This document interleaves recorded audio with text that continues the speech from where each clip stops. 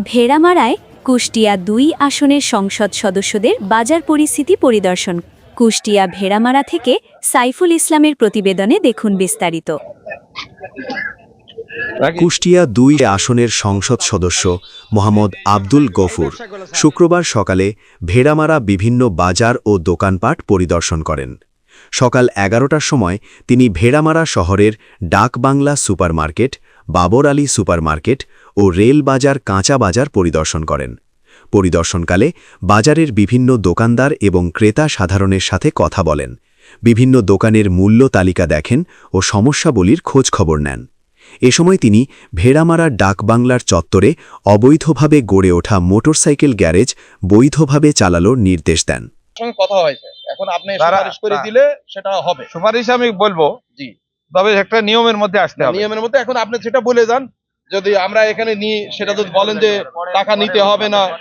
এ সময় ভেড়ামারার সহকারী কমিশনার ভূমি ডাক্তার গাজী আশিক বাহার, বাংলাদেশ জামায়াতে ইসলামী কুষ্টিয়া জেলার শিক্ষা বিষয়ক সম্পাদক ডক্টর নুরুল আমিন জসিম, উপজেলা আমির জালাল উদ্দিন, সাধারণ সম্পাদক শফিকুল আলম, সহ সম্পাদক তারিক আহমেদ, তারেক রহমান ও পৌর আমির হাবিবুর রহমান সহ দলীয় নেতাকর্মী ও সংবাদকর্মীরা উপস্থিত ছিলেন।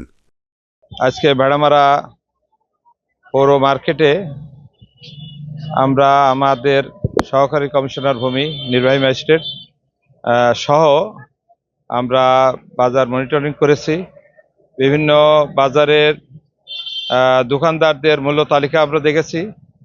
মূল্য তালিকা বেশিরভাগ দোকানে আছে এবং সাথে সাথে ক্রেতাদেরও জিজ্ঞাসা করেছি। ক্রেতারা বেশিরভাগ ক্ষেত্রে তারা সন্তোষ প্রকাশ করেছেন। দু একটি জায়গায় ব্যতিক্রম আমরা দেখেছি। আমরা পরামর্শ দিয়েছি দোকানদারদের, ব্যবসায়ীদের, যাতে এই রমজান মাসে কোনো ভোক্তা ক্রেতা যাতে কষ্ট না পায়। এটা ব্যবসা হবে। বিশ্বের বিভিন্ন দেশে আমরা লক্ষ্য করেছি রমজান মাসে মূল্য কমানো হয়, কিন্তু আমাদের বাংলাদেশে মূল্য বাড়ানো হয়। সেই ক্ষেত্রে তাদের পরামর্শ দিয়েছি, এটা ব্যবসা একটা উত্তম জিনিস, ব্যবসা হালাল, কিন্তু সেই ব্যবসার মাধ্যমে ইবাদত হবে। সেই ক্ষেত্রে তারা আমাদের সাথে একমত পোষণ করেছেন এবং কিছু সমস্যার কথা বাজার ব্যবসায়ীরা তুলে ধরেছেন। আমি নির্বাহী ম্যাজিস্ট্রেট সহকারী কমিশনার ভূমি মহোদয়কে বলেছি সেটা দেখা এবং তাদের অপসারণের প্রয়োজনীয় ব্যবস্থা উনি নেবেন। আর সামগ্রিকভাবে দেখেছি যে মোটামুটি ঠিক আছে, কিন্তু কিছু কিছু ব্যবসায়ীরা ফুটপাত দখল করার কারণে বাজারের মধ্যে জ্যাম হচ্ছে।